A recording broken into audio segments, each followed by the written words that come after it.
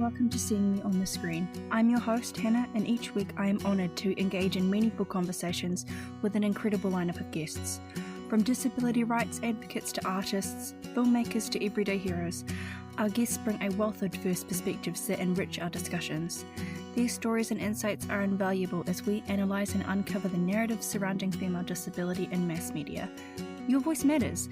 Email us at seeingmeonthescreenpod@gmail.com with any guest suggestions or topics you'd like us to delve into. Today's guest is Dr. Stuart Murray. He is a Professor of Contemporary Literature and Film in the School of English at the University of Leeds in the UK. He has written widely on representations of disability in fiction and film. In this episode, we specifically focused on his book, Representing Autism, Culture, Narrative, Fascination. Thank you so much. This is the equivalent of me meeting Taylor Swift. Academic equivalent of Taylor Swift. You really did say that, and it was recorded, Hannah, didn't you? I feel like that's the best way of me describing it because your research is so fundamental. Like, at least when doing my literature review, it was, all I could think of was just, oh my gosh, your argumentation, chef's kiss, immaculate vibes. So thank you so much for coming onto the podcast today. So firstly, what inspired you to write Representing Autism, and how did you approach the subject matter? Can you share any personal or academic motivations behind your work? The motivations were personal. So I just moved from Ireland to England to take up a new job at Leeds near the end of the year 2000.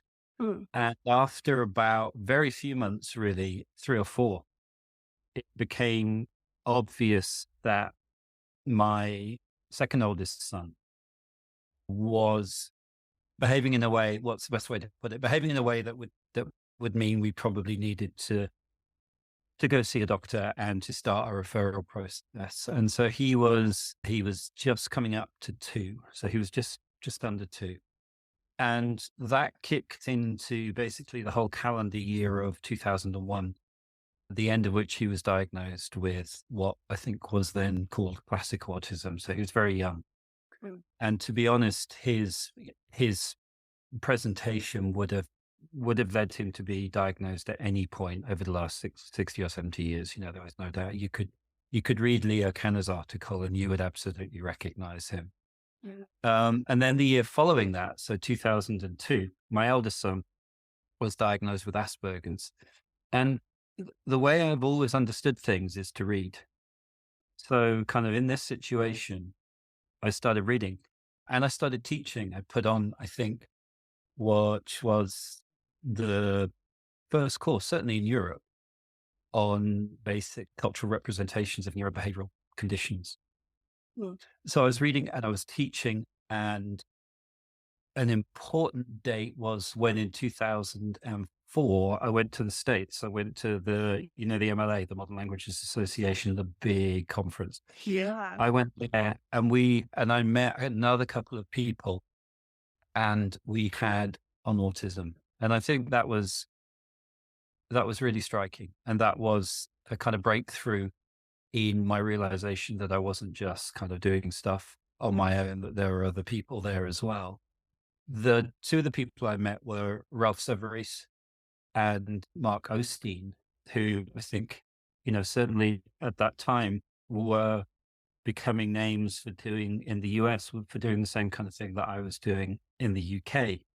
And all 3 of us were parents of autistic kids. So there was something about that generation of writing on autism from, say, an English studies point of view, which got into the topic, I think, through family, which was a good and a bad thing, to be honest. And so Representing Autism was largely written across the second half of 2006 and into 2007. And so that was the genesis of it. Wow, that's amazing. And even just hearing you knock off the names, I'm like, oh, I recognize that person. I know what those, like being like, oh my gosh, Yeah. your connections, just that how close you were with it. So amazing. Because when I was looking through the literature, I was just like, oh my goodness, these people all have very similar, like a thematic foundations that they build upon. And I thought, when we, as the autistic kids grow up, we have this foundation from our parents, from the ways in which they, have watched us. I think that it's really fascinating that you have just such amazing capabilities of building that foundation in the first place. That's not just, canna, because autistic psychopathy. Oh, I mean, it's I think in a family context, it was overwhelming. I mean, it completely took over life. So there wasn't really much choice. And it was a question of how to engage with it. I remember talking at the time to other parents who had said they'd done entirely, other parents who were academics, and they said they'd done entirely the opposite. They had made their work about something completely different to their family to keep them separate. And for better or for worse, I suppose it's for better, maybe, or else we wouldn't be talking. I, I went into, I did a deep dive. I couldn't separate what I was working on from what I was living with. And like I say, that is good and bad. And I do think looking back on that, you could almost call it like a generation of scholars. I think that would be a fair enough name that we all, nearly all, were parents of autistic kids. And so that lent the kind of workshops and the conferences that we would run a bit of an edge, because if you weren't, then you felt yourself to be a bit of an outsider. And of course, there are paradoxes and ironies aplenty in that, yeah. because that was to a point about including autistic people. That was a point about like parents of autistic kids sometimes behaving in ways that other scholars felt they weren't included. So it's a strange dynamic Mhm. that sort of gets repeated, but also gets changed and extended. In representing autism, you explore various strategies to critique representations of autism in your book. Could you highlight some of your favorite strategies and explain why you find them so effective in challenging and deconstructing these representations? I really like that question because I was doing at the time that maybe could have been done better, which was there's quite a lot about representing autism, which is a study of misrepresenting autism in Mhm. many ways. And I think there was always, and probably still is, there's always a temptation to do disability studies, not by focusing on what it is disabled people do, but focusing on how they are misrepresented in stories, narrative, and all sorts of things, health systems, systems, economic systems. So that in itself, though, I think was explicable because it was part of, you know, a, that trend of particularly literary criticism, I think, that was working through revision. So I think back to a really seminal text that, like Gilbert and Gubar's Mad Woman in the Attic, which was one of the first kind of high profile texts to rewrite canonical, particularly 19th century literature from a feminist point of view. Or even if you think some of the work of Edward Said, which was doing a post-colonial rethinking of the canon.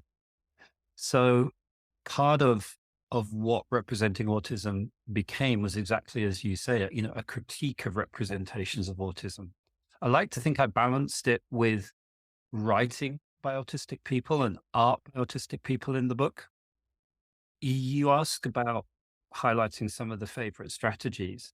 I think what was also emerging at the time was a kind of wave of critical disability theory that, off the back of a lot of work in sociology, was coming out of English departments. So I think of the classic names: Leonard J. Davis, Rose Garland Thompson, David Mitchell, and Sharon Snyder. They were all writing from like the mid-90s onwards. Those kind of canonical books, sort of 96, 98, 2000, and new work coming out. And so that gave me a frame to autism within the kind of model that was suggested by a book, for example, like Mitchell and Snyder's narrative prosthesis, which worked, completely for the texts I was looking at the time. And what you just asked about challenge and deconstruction, I think I got an awful lot from that. And they kind of definitely pushed me in thinking about strategy. And also I think my natural inclination as a critic, being trained as a post-structuralist, basically, because everybody my age, in an English department in the UK kind of was from the mid 80s onwards. So I was naturally attuned to deconstruction, basically, and challenge. So I think all of that went together to allow me to see misrepresentation. It's good to know because in my, planned master's thesis, I am, critically deconstructing just like you were, but instead of, doing it through literature, I decided to do it through film since I'm a film minor. Yeah, I did the same, Hannah. I've always worked on literature and film. So there's a fair amount, in fact, there's a lot in representing autism. There's a whole chapter on autism in film, where I was looking particularly at commercial cinema, because that's always interested me most as a film industry. And I was looking basically what happened after Rain Man, a whole series of films, which I think in many cases are being sort of lost now, or rather not lost, sorry, but don't and not written about as much as they were maybe 20, 15 years ago. So there are a whole series of films in the 90s that I ended up looking at because, and photography as well. I think I was drawn to that idea of whether you can see autism and how it is seen. So Mhm. how would you perform it, as an actor? How would you, through its behavior? So those are questions that really interested me as well. Yeah, I mean, even just the process of like performance and like that brings up questions of authenticity and that rhetoric, and Yeah. just the whole like eye contact thing of being like, I'm going to not stare at the camera. So even when it came to representing ASD when I was analyzing my films, part like post Rain Man, when I would, list what films I was analyzing, I'd have, change of habit, Rain Man, obviously, Molly, and music from 2021. So I'd have a chronology to be able to be like, okay, there's enough of a distance between these films, and then to compare them. There's some very, very, very common themes here that just continue to be perpetuated over and over again. And if that's all that you see, then that's all people are going to think that ASD is. They're not going to see people like me and be like, oh, she's a little bit, she's a bit on the I spectrum. was looking at what in effect was a wave. What Yeah. I was looking at was in effect waves, where, yeah, of course there was chronology, but there wasn't a huge difference in the films from say 1987 to 2001. Mm. Or there was an obvious continuity, I think. Yeah. And leading on from your strategies, so if you were to, theoretically publish a second edition of Representing Autism in 2023, what additions or changes would you consider making to the book? Have there been any significant developments or shifts in the disability discourse surrounding autism that you would like to address in this future publication? I think one of the things I wrote in the introduction to the book was that when I started the work, I thought it would be possible to pretty much find all the novels and the films in which, there was a representation, say, of a central autistic character. And even writing that book, that obviously, became preposterous. So that's talking about, say, the difference between 2002 and 2006. So a sec a second edition now would require the return to the kind of vast number of texts that have been since it was written in 2007. So that's the kind of easy and obvious answer to your question. But it would just require so much more because of all the shifts that have been around the study of autism during that 15 years or so. So when I first started out, kind of, if you were doing the sort of things that that little group I mentioned that met in 2004 at the MLA, if you weren't doing that, your point of reference was largely people who worked in kind of, you know, cognitive psychology and those sorts of areas. So I was reading stuff by Uta Frith and things like that. Now the study comes from so many different non-clinical perspectives. So there's been all that fantastic work from sociologists on the study of the construction of categories, for example, of how autism, is is categorized through different scientific methods and the DSM and those sorts of things. Neurodiversity is a paradigm that didn't exist, you know, really in 2005, 6. Yeah, it was a term that did exist, but it didn't exist as a critical subject area like it does now. And there were far fewer autistic scholars who were producing material in the to put it. I lent a lot on autistic autobiography as a kind of critical frame for what I was doing. The way in which somebody like Temple Grandin or Donna Williams wrote their books, their kind of lexical, their semantic techniques. Now there's so much more scholarship, especially by autistic people, and especially from, subject areas that I couldn't find looking at autism when I started, that I wouldn't know where to start with the second edition, to be quite honest. I wouldn't know where to begin. It would be a wholesale rewriting. It would be a little like the whole first book would need to be compressed into a single chapter, it seems to me. Don't put yourself down because it's not like, oh, you couldn't see it, because your work is the reason why people like me able to hopefully take it further using whether that's more modern technologies like the introduction of social media and paratextual resources, like that's, all of these other elements that come into the forefront because of the development of new media technologies.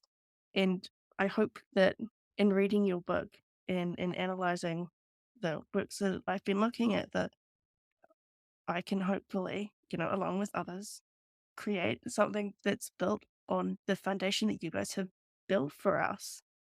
I think that's lovely, and it's also the right way to see it. I think you look at a book like I've got it here actually. So Mark Osteen and I had this conversation. He ran a conference in Cleveland, which was another really important one, and that was the conference that turned into Autism and Representation.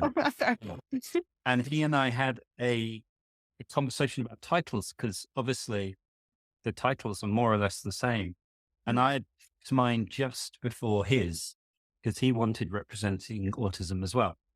So he was very good, in fact, to change his title the way he did.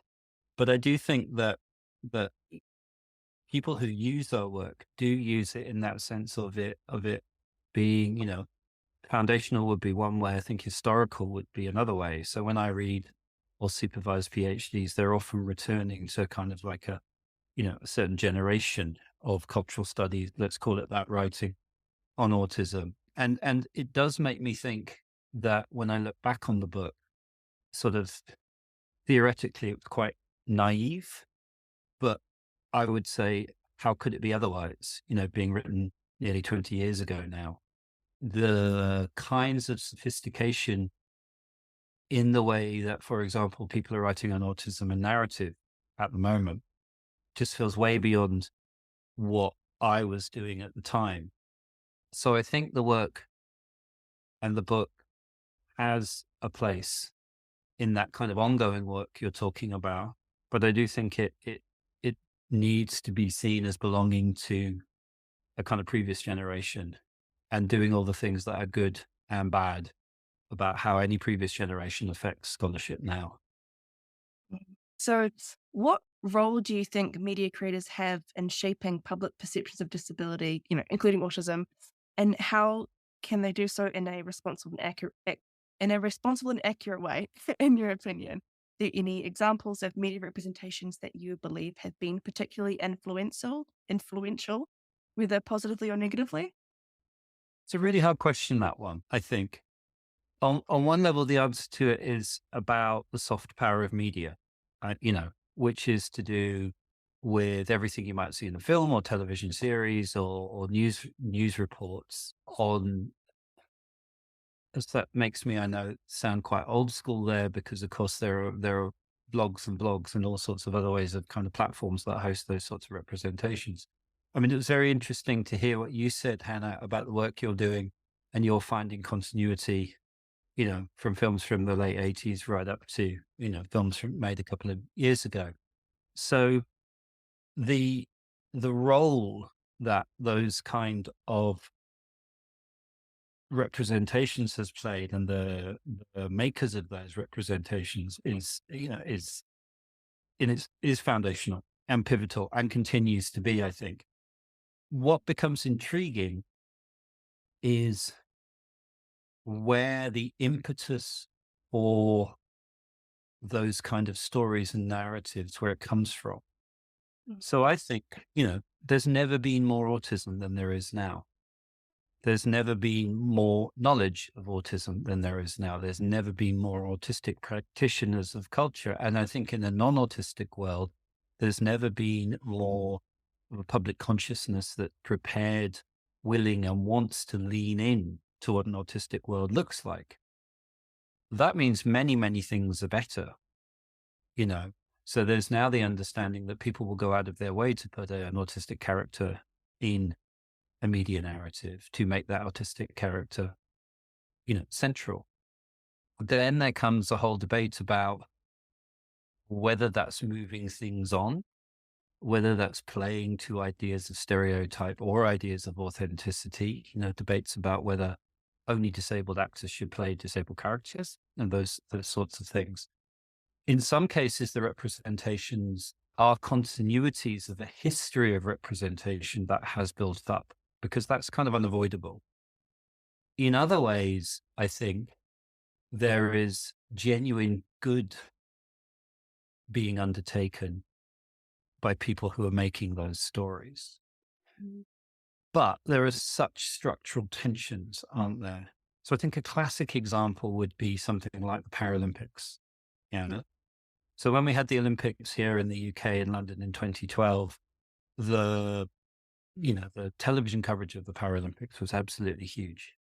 And I think it introduced people to disability sport in ways that just hadn't been done before. How can that not be a good? Well, for some, there are arguments about the pressure it puts on disabled people to be able to operate, function, to use those kind of capacity type words, at that sort of level of achievement. Because then you go back to the structural argument that most disabled people don't have access to sport resources. The various clubs they might want to join are not tailored for those who are disabled. And so you get into this sort of suddenly the goodwill by which a public might be looking at disabled performance starts to create the same kind of expectations of disabled people that previous social systems did. So you get into that tension, don't you, of it's never about one event or one film or one television program. It's always about the structures that underpin them. Yeah. Uh, And I think even when you have, so take the debate around whether disabled actors should play disabled characters, whether autistic actors should play autistic characters. Mhm. That's nearly always articulated kind of because an example comes up that needs discussion. It's the structural reasons why women, people of color, disabled actors are excluded from the industry that is in fact the point. It's whether this autistic actor could or couldn't play this autistic character is what often gets discussed. But in fact, it's always the structural reasons underpinning the way the industries work Yeah. that dictate how those things really play out. I mean, that's good to know because that Paralympics is such a good example. So, for context, one of my special interests is musical theatre. And, being a theatre nerd myself, there's a interesting show that's coming to Broadway soon, next year, called How to Dance in Ohio. And it's based off a documentary about a group of autistic people going to a dance. And it's like, cool, yay, Broadway, like vibes, Finally, how long has it been? We've had Ali Stroker who won the Tony Award, in a wheelchair, yay. But like, I still have, slight apprehensions when it comes to the kind of representation that I should care about. Since music came out, I've always been so like, are you sure you want to get involved in this? Or else it's going Yeah. to turn into like mush because of all the drama that happened with Sia.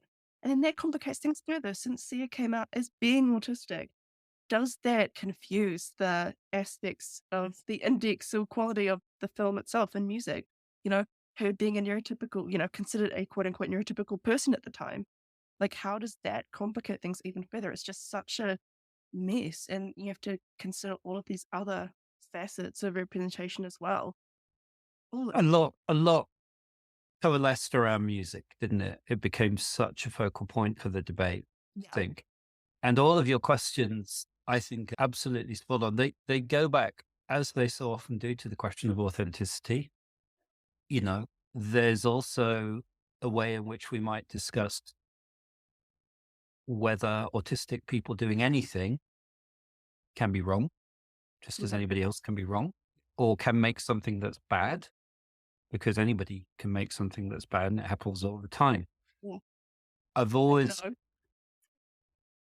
I feel quite strongly that the desire for authenticity is a desire for a certain kind of identity politics that ultimately is problematic. yeah, I understand, however, that at certain times and certain places, that's not the best thing to say in a disability context.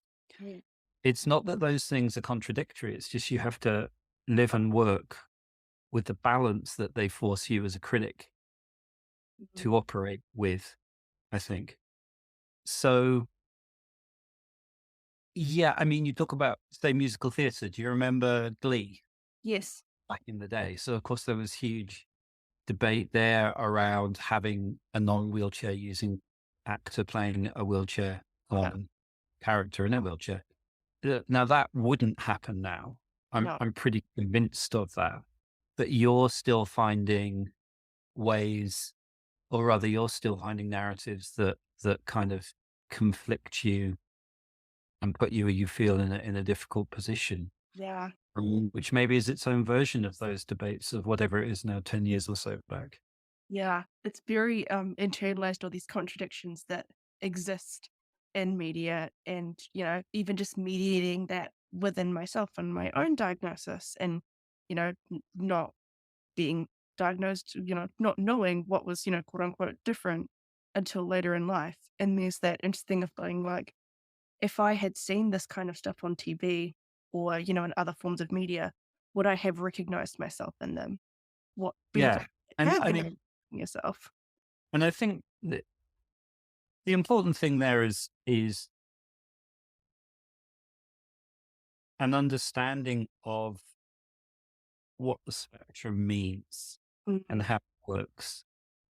The people I knew, both personally and professionally, in about 2003, 2004, often had children who were nonverbal, who were a mm, bit like my son, who are Kenna-esque, if I can put it like that, yeah. in some of the ways that they presented.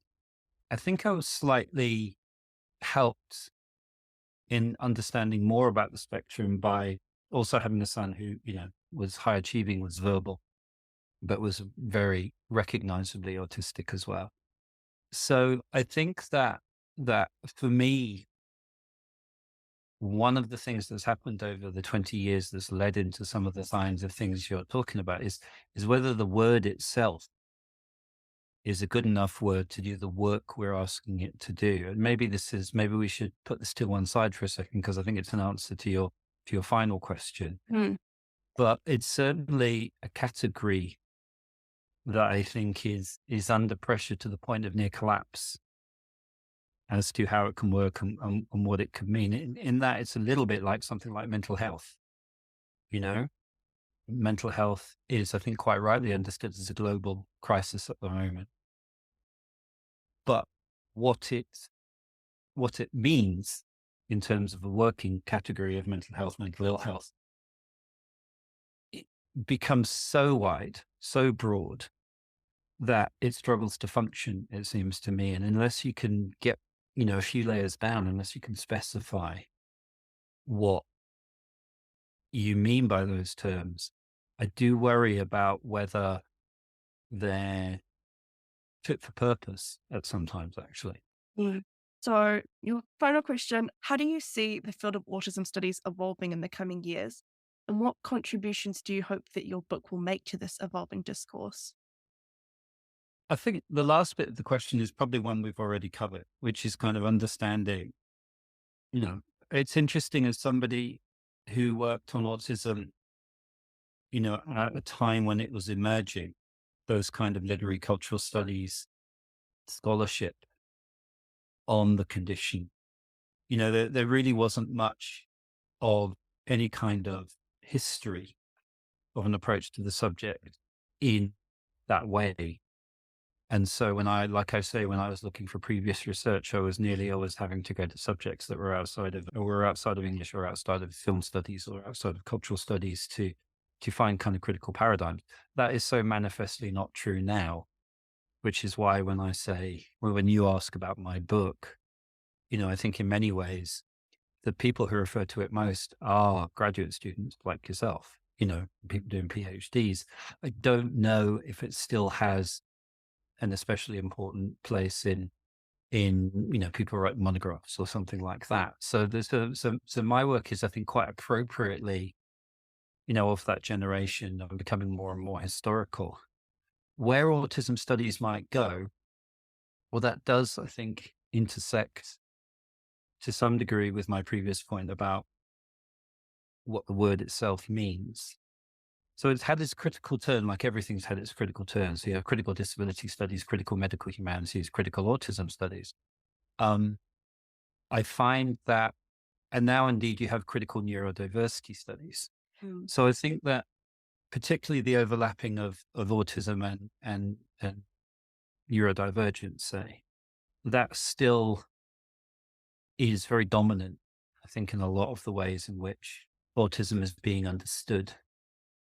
And that will probably continue.